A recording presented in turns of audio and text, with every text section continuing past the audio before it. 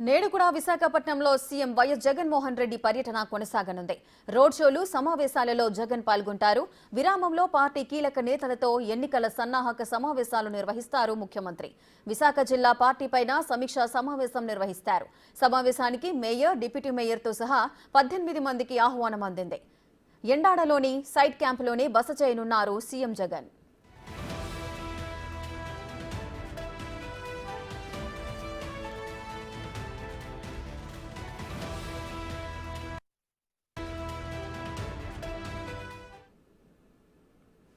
నేడు కూడా విశాఖపట్నంలో సీఎం వైఎస్ జగన్మోహన్ రెడ్డి పర్యటన కొనసాగనుంది.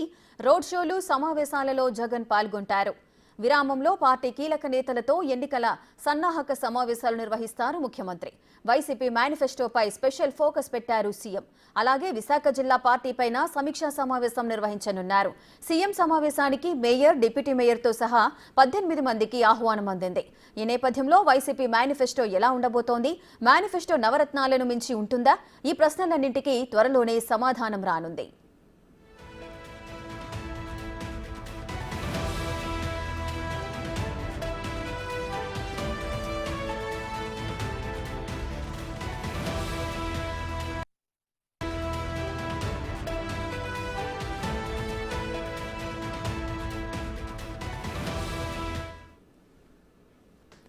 ఈ రోజు విశాఖపట్నంలో సీఎం వైఎస్ జగన్మోహన్ రెడ్డి పర్యటన కొనసాగనుంది. రోడ్ షోలు, సమావేశాలలో జగన్ పాల్గొనబోతున్నారు.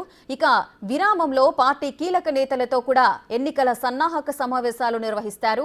వైసీపీ మేనిఫెస్టోపై ముఖ్యంగా స్పెషల్ ఫోకస్ పెట్టారు సీఎం జగన్. అలాగే విశాఖ జిల్లా పార్టీపైన కూడా సమీక్షా సమావేశం నిర్వహించనున్నారు. సీఎం సమావేశానికి మేయర్, డిప్యూటీ మేయర్తో పాటు 18 మందికి ఆహ్వానం అందింది. ఈ నేపథ్యంలో వైసీపీ మేనిఫెస్టో ఎలా ఉండబోతోంది? మేనిఫెస్టో నవరత్నాలను మించి ఉంటుందా? ఈ ప్రశ్నలన్నిటికీ త్వరలోనే సమాధానం రానుంది.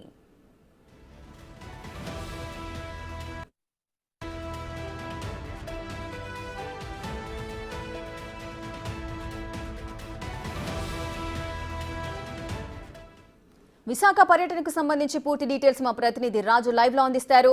రాజు, సీఎం జగన్ ఈ రోజు కూడా విశాఖ పర్యటనలో ఉండబోతున్నారు. సభలు, సమావేశాలతో బిజీగా ఉండే అవకాశాలు కనిపిస్తున్నాయి. అదేవిధంగా వైసీపీ మేనిఫెస్టో గురించి కూడా ముఖ్యంగా చర్చ అయితే జరుగుతోంది. ఈ మేనిఫెస్టో ఎప్పుడు విడుదలయ్యే అవకాశాలుంటాయి? ఇది మూడో రోజు సీఎం జగన్మోహన్ రెడ్డి విశాఖపట్నం ఉమ్మడి విశాఖలో తన పర్యటన అయితే చేస్తున్నటువంటి పరిస్థితి ఉంది. మొదటి 2 రోజులు అటు పాయకరావుపేట నుంచి విశాఖ సిటీ వరకు వచ్చినటువంటి సీఎం జగన్మోహన్ రెడ్డి ఈరోజు తన పర్యటనకి సంబంధించి అంటే మేమంతా సిద్ధం బస్సు యాత్రని వాయిదా వేసుకుని విశాఖ సిటీలో ఈరోజైతే ఉన్నటువంటి పరిస్థితి అయితే ఉంది. ముఖ్యంగా సీఎం జగన్మోహన్ రెడ్డి ఈరోజు పార్టీకి సంబంధించినటువంటి కీలకమైనటువంటి నాయకులందరితో కూడా సమీక్షా సమావేశం నిర్వహిస్తున్నారు. ఎందుకంటే ఈ నెల 26, 27 తేదీల్లో ఈ 2 రోజుల్లో ఖచ్చితంగా వైసీపీ మేనిఫెస్టోని రిలీజ్ చేయాలనేది వైసీపీ పార్టీ అధిష్టానం నిర్ణయం తీసుకున్నటువంటి నేపథ్యంలో పార్టీకి సంబంధించినటువంటి కీలకమైనటువంటి నాయకులందరినీ కూడా ప్రస్తుతం వైజాగ్ రావాల్సిందిగా పిలిపించినటువంటి నేపథ్యంలో వీళ్ళందరూ కూడా విశాఖ చేరుకుంటున్నటువంటి పరిస్థితి ఉంది. వీళ్లతో సమీక్షా సమావేశం సీఎం జగన్మోహన్ రెడ్డి ఆధ్వర్యంలో నిర్వహిస్తున్నటువంటి పరిస్థితి ఉంది. కొన్ని కీలకమైనటువంటి నిర్ణయాలు తీసుకున్నారు. దీంతో పాటుగా ఉమ్మడి విశాఖపట్నం జిల్లాతో పాటుగా ఉత్తరాంధ్ర మొత్తం కూడా రాబోతున్నటువంటి ఎన్నికలకు సంబంధించి ఏ విధంగా ముందడుగు వేయాలి, ఎక్కడైతే ఇబ్బందికర వాతావరణం ఉందో ఆ సీట్లన్నింటినీ కూడా ఎలా సెట్ చేయాలి, అటు టీడీపీ, జనసేన, బీజేపీ కూటమిని ఎదుర్కోవడానికి గల ప్లానింగ్స్ ఏంటనే దాని మీద కూడా ప్రధానమైనటువంటి చర్చ జరుగుతున్నటువంటి పరిస్థితి అయితే కనిపిస్తుంది. ముఖ్యంగా విశాఖపట్నానికి సంబంధించి అంటే ఉమ్మడి విశాఖ కాకుండా ఓన్లీ విశాఖ జిల్లాకు సంబంధించి 7 నియోజకవర్గాల పరిధిలోనూ ఈ 7 నియోజకవర్గాలు ఒక్క ఎస్కోట్ తప్ప మిగిలిన 6 నియోజకవర్గాలు కూడా ఈ మున్సిపల్ కమిషనరేట్ పరిధిలో ఉంటాయి. సో మేయరు, డిప్యూటీ మేయర్లని కూడా స్పెషల్గా పిలిచి వీళ్ళతో పాటు అనుకూలంగా ఉన్నటువంటి కొంతమంది కార్పొరేటర్లను కూడా ఈ సమావేశానికి పిలిచి విశాఖ సిటీకి సంబంధించి గత ఎన్నికల్లో వైసీపీ సీట్లు ఏమీ లేకుండా ఉన్నటువంటి పరిస్థితి అయితే ఉంది. 4 సీట్లను కూడా ఈసారి గెలవడానికి ఎట్లాంటి పావులు కదపాలి, ఎవరెవరిని పార్టీలోనికి తీసుకురావాలి, ఒకవేళ పార్టీని విభేదిస్తున్నటువంటి వాళ్ళని ఏ విధంగా వాళ్ళని సెటరేట్ చేయాలనే దాని మీద కూడా మేయరు అదేవిధంగా కార్పొరేటర్ల ఆధ్వర్యంలో కూడా సీఎం సమీక్ష నిర్వహిస్తున్నటువంటి పరిస్థితి కనిపిస్తుంది. రేఖ రాజు, అయితే మేనిఫెస్టో విషయంలో ఏ అంశాలను వైసీపీ కీలకంగా తీసుకునే అవకాశం ఉంది? అంటే ఇక్కడికి ముఖ్యంగా చూస్తే గత ఎన్నికల్లో సీఎం జగన్మోహన్ రెడ్డి ఇచ్చినటువంటి ఏదైతే నవరత్నాలకు సంబంధించినటువంటి ఉన్నాయో ఆ పథకాలన్నింటినీ కూడా కంటిన్యూ చేస్తాం. కానీ ఇప్పుడు సీఎం జగన్మోహన్ రెడ్డి సమాలోచన చేస్తున్నటువంటిది గత ఎన్నికలకు సంబంధించినటువంటి మేనిఫెస్టోలో పూర్తి స్థాయిలో అందరికీ కూడా ఒక పక్క నుంచి మేము అభివృద్ధి చేస్తున్నాం, ఉద్యోగాలు ఇప్పిస్తున్నాం అని చెప్తూనే సంక్షేమ పథకాలని నవరత్నాల పేరుతో పూర్తి స్థాయిలో వాళ్ళు వైసీపీ నుంచి ప్రభుత్వం నుంచి అందజేసినటువంటి పరిస్థితి ఉంది. కానీ ఇప్పుడు ఆ టీడీపీ, జనసేన, బీజేపీ ఉమ్మడి మేనిఫెస్టోలో ఇప్పటికే టీడీపీ కొన్ని 6 పథకాలను అయితే ప్రవేశపెట్టినటువంటి పరిస్థితి ఉంది. అది ఉచిత గ్యాస్ కావచ్చు, బస్ సర్వీస్ కావచ్చు. అంటే ఇలాంటి వాటికి సంబంధించి ఓటర్లు ముఖ్యంగా వైసీపీ నుంచి కానీ లేదా ఇతర పార్టీలోకి వెళ్లకుండా ఇతర పార్టీలో వైసీపీకి వచ్చేలాగా ఈ ప్రతిపక్షాలు ప్రతిపాదిస్తున్నటువంటి పథకాలు ఏవైతే ఉన్నాయో వాటికంటే ధీటుగా ఆకర్షించే విధంగా మేనిఫెస్టోను తయారు చేయడానికి ప్రస్తుతమైతే సీఎం జగన్మోహన్ రెడ్డి దీని మీద ఒక చర్చ అయితే జరుగుతున్నటువంటి పరిస్థితి ఉంది. పార్టీకి సంబంధించినటువంటి కీలకమైనటువంటి నాయకులందరినీ కూడా వైవి సుబ్బారెడ్డి సమన్వయం చేస్తున్నారు. ఇప్పటికే రీజనల్ కోఆర్డినేటర్స్గా ఉన్నటువంటి మొత్తం అందరూ విశాఖ చేరుకున్నటువంటి పరిస్థితి అయితే కనిపిస్తుంది. అటు రాయలసీమ నుంచి ఇక్కడ ఉత్తరాంధ్ర వరకు ఉన్నటువంటి వాళ్ళందరినీ తీసుకొచ్చి మేనిఫెస్టో మీద కసరత్తు అయితే చేస్తున్నటువంటి పరిస్థితి కనిపిస్తుంది. రేఖ రాజు, అయితే ప్రతి సభలోనూ రోడ్ షోలోనూ కూడా ప్రతిపక్షాల మేనిఫెస్టోను కూడా విమర్శిస్తూ వస్తుంటారు జగన్. అయితే ఇప్పుడు ఎన్నికల మేనిఫెస్టో ఎలా ఉండే అవకాశాలు ఉన్నాయి వైసీపీది?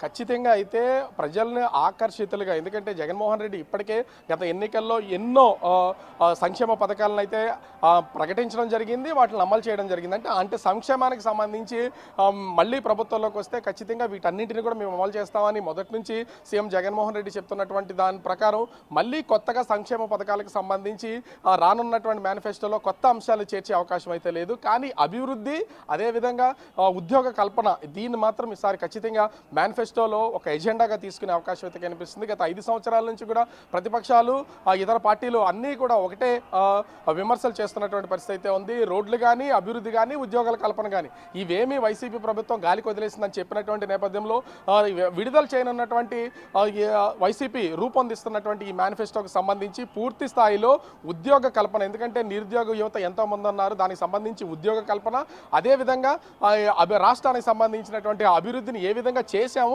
ముందు ముందు ఏమి చేయబోతున్నాం అనే దాన్ని ఒక క్లియర్గా ఒక మేనిఫెస్టోని అయితే తయారు చేస్తున్నటువంటి పరిస్థితి ఉంది. దీన్ని ఏ అంశాలు పొందుపరిస్తే బాగుంటుంది అనేది ఇక్కడికి వచ్చినటువంటి రీజనల్ కోఆర్డినేటర్స్, ఇతర పార్టీకి సంబంధించినటువంటి కీలకమైనటువంటి నాయకులతో చర్చిస్తున్నటువంటి పరిస్థితి కనిపిస్తుంది. రేఖ రాజు, అదేవిధంగా ముఖ్యంగా అయితే ఇప్పుడు ప్రత్యేక హోదా, రైల్వే జోన్, పోలవరం ఇలాంటి అంశాలనే కూడా ప్రతిపక్షాలు అయితే పదే పదే ప్రస్తావిస్తూ వస్తున్నాయి. ఈ నేపథ్యంలోనే ఈ అంశాలను మేనిఫెస్టోలో పొందుపరిచే అవకాశాలు ఉన్నాయా? అంటే ఇక్కడ ఖచ్చితంగా ఒక విషయాన్ని మాత్రం ప్రస్తావించాలి. విశాఖ సంబంధించి ఉన్నటువంటి 4 కీలకమైనటువంటి సీట్లు కానీ అటు పెందుర్తి, గాజువాక, ముఖ్యంగా రాష్ట్ర వ్యాప్తంగా ఉన్నటువంటి పరిస్థితులు ఉన్న రాష్ట్రానికి సంబంధించి ప్రత్యేక హోదా అనే విషయాన్ని తెర మీదకి తీసుకొచ్చిన తర్వాత 3 రాజధానులను చేసేశారు సీఎం జగన్మోహన్ రెడ్డి. కీలకమైనటువంటి పరిపాలనా రాజధానిగా విశాఖపట్నం ఉంటుందని ఇప్పటికే ప్రకటించారు. నేను ఇక్కడి నుంచే ప్రమాణ స్వీకారం చేస్తాను, పాలన కూడా చేస్తానని చెప్పినటువంటి పరిస్థితి ఉంది. అంటే ఈ హామీలు ప్రత్యేక హోదా అనేది ముగిసిన అధ్యాయం అని చెప్తున్నటువంటి నేపథ్యంలో ఇప్పుడు 3 పార్టీలు కలిసి వస్తున్నాయి. దీనిలోనే కేంద్రంలో ఉన్నటువంటి బీజేపీ ఉంది. రాష్ట్రానికి ప్రత్యేక హోదా కానీ, రైల్వే జోన్ కానీ, పోలవరం ప్రాజెక్టు కానీ వీటన్నింటినీ పూర్తి చేయాల్సినటువంటి బాధ్యత బీజేపీకి ఉంది. వాళ్ళతో ఇటు జనసేన, టీడీపీ టైఅప్ అయినటువంటి నేపథ్యంలో దీన్ని ఒక విమర్శనాస్త్రంగా వాళ్ళ మీదకి ఎక్కుపెట్టి వాళ్ళని విమర్శించే ప్రయత్నాలు అయితే చేస్తున్నారు తప్ప దీన్ని ప్రత్యేకించి మేనిఫెస్టోలో చేర్చే అవకాశం అయితే లేదు. ఎందుకంటే సీఎం జగన్మోహన్ రెడ్డి ఇప్పటికే పలుమార్లు తెలియజేసినటువంటి పరిస్థితి అయితే ఉంది. పోలవరం ప్రాజెక్టు నిర్మాణం చేపట్టాలంటే కాఫర్ డ్యామ్కి సంబంధించి ఇప్పటికే డ్యామేజ్ జరిగింది కాబట్టి దాన్ని కూడా, అంటే coffer dam diaphragm wall damage జరిగింది కాబట్టి దాన్ని సెట్ చేస్తేనే కానీ పోలవరం ప్రాజెక్టు పూర్తి స్థాయిలో దాన్ని నిర్మాణం చేపట్టడానికి లేదు. పైగా ఆర్ఎన్ఆర్ ప్యాకేజీకి సంబంధించి కేంద్ర ప్రభుత్వం నుంచి రావాల్సినటువంటి నిధులు ఇప్పటిదాకా లేవు కాబట్టి దాన్ని పూర్తి స్థాయిలో జగన్మోహన్ రెడ్డి హామీ ఇచ్చే అవకాశం అయితే కనిపించట్లేదు.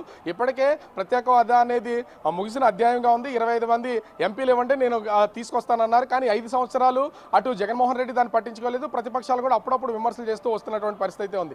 ఇప్పుడు విశాఖలో జరుగుతున్నటువంటిది మేనిఫెస్టోకి సంబంధించి ఎంత కీలకంగా మేనిఫెస్టో తయారు చేయడానికి ఎంత కీలకమైనటువంటి సమావేశం నిర్వహిస్తున్నారో ఇప్పటి వరకు ఒక్క సీటు కూడా లేనటువంటి విశాఖ సిటీకి సంబంధించి మొత్తం సీట్లన్నింటినీ కూడా ఈసారి కైవసం చేసుకోవాలి, గెలిచి తీరాలని దానికోసం ఒక ప్రత్యేకమైనటువంటి సమావేశాన్ని ఏర్పాటు చేస్తున్నారు.